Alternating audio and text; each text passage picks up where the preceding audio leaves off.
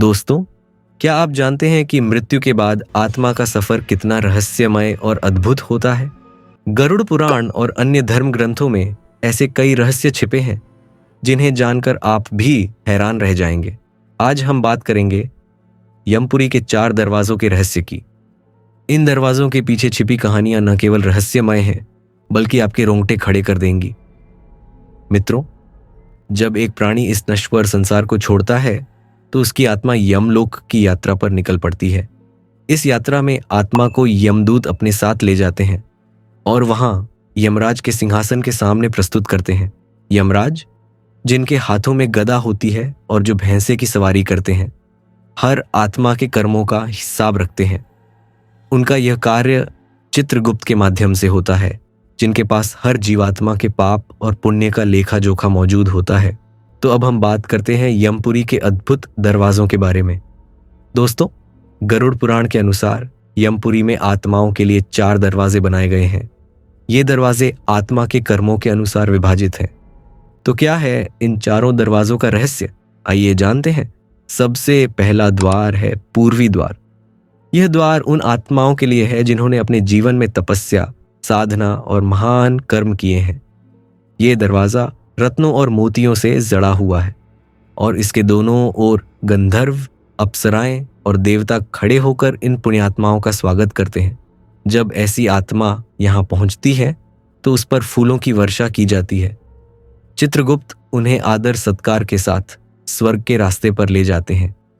यह नज़ारा इतना दिव्य होता है कि शब्दों में बयां करना मुश्किल है।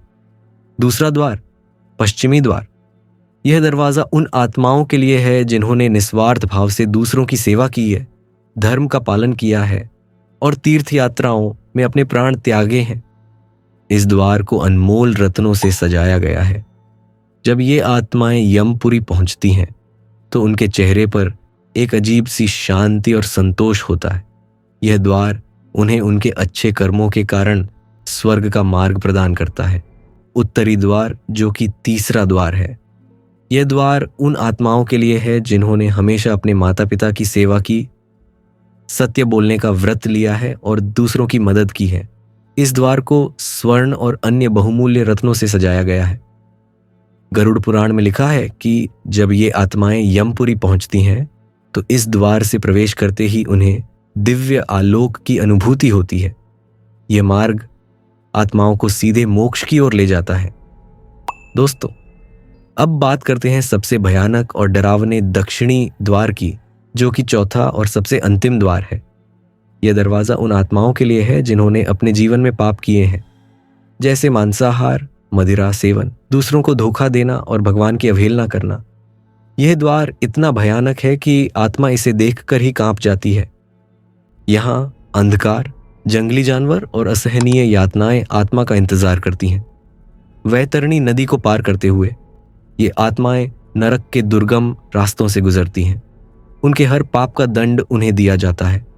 यहां तक पहुंचने से पहले ही आत्मा भय और दर्द से कराह उठती है।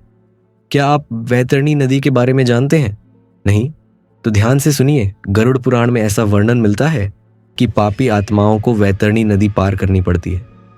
यह नदी इतनी भयानक है कि इसे देखकर ही आत्मा भयभीत हो जाती है। इस नदी में केवल वे आत्माएं आसानी से पार कर सकती हैं जिन्होंने अपने जीवन में गाय का दान किया है। अन्य आत्माएं यहां डूबती रहती हैं और यमदूत उन्हें बार बार धक्का देकर बाहर निकालते हैं। वैतरणी नदी पार करने के बाद सभी आत्माओं को यमराज के महल में ले जाया जाता है। यमराज का महल, जिसे कालीत्री कहते हैं, कई योजन लंबा और विशाल है। इस महल में आत्मा को उसके कर्मों के अनुसार न्याय मिलता है।